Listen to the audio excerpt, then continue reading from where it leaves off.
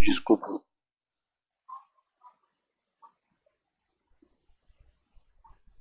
L'amour éternel de Jésus avant le départ.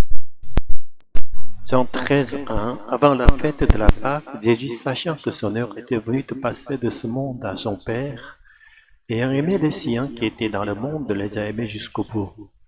Pour les chrétiens qui sont en union spirituelle avec Jésus, le fait de quitter ce monde n'est pas la mort.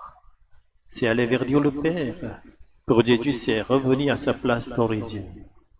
Mais pour nous, c'est entrer pour la première fois dans un monde inconnu, car même avant la chute d'Adam, une relation aussi intime avec le Père n'existait pas. Dieu visitait parfois le jardin d'Adam et célébrait la communion avec Adam et Ève, mais ce n'était pas une communion éternelle. Genèse 3:8. Ils entendirent la voix de l'Éternel Dieu se promenant dans le jardin à la brise du jour, et Adam et sa femme se cachèrent par peur de la face de l'Éternel parmi les arbres du jardin. La restauration parfaite en Jésus est par l'Esprit. Dieu a voulu restaurer l'humanité du péché originel. Il a apporté une meilleure restauration, c'est-à-dire une restauration éternelle à travers Jésus-Christ et le Saint-Esprit. Pour cela, Jésus, en quittant ce monde pour revenir au Père, nous a aimés jusqu'au bout.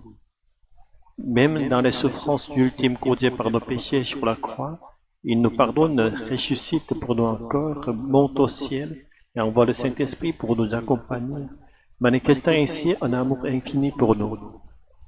La fidélité du Saint-Esprit dans notre vie quotidienne. Aujourd'hui encore, Jésus nous aime jusqu'au bout par le Saint-Esprit. Même si nous tombons souvent et commettons des erreurs, il nous soutient et nous relève. Mais nous ne percevons pas toujours l'action du Saint-Esprit, car la chaleur de Jésus ne se fait pas toujours sentir. C'est pourquoi la foi est essentielle.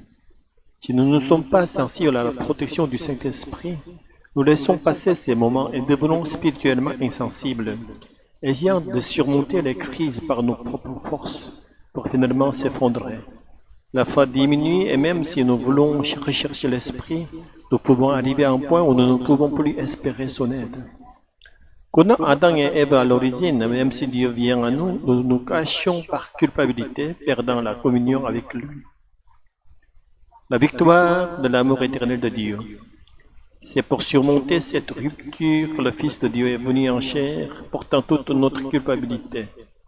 Mais même en vivant dans le monde, nous continuons à commettre des erreurs après avoir cru en Jésus et la culpabilité s'accumule.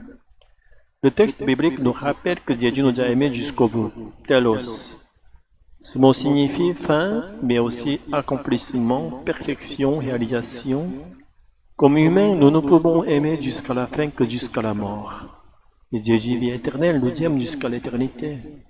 Peu importe nos fautes répétées, si nous croyons, nous repentons et revenons à lui, il nous pardonne et restaure.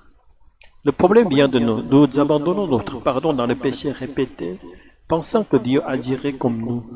Nous ne pouvons même pas imaginer l'amour infini et éternel de Dieu.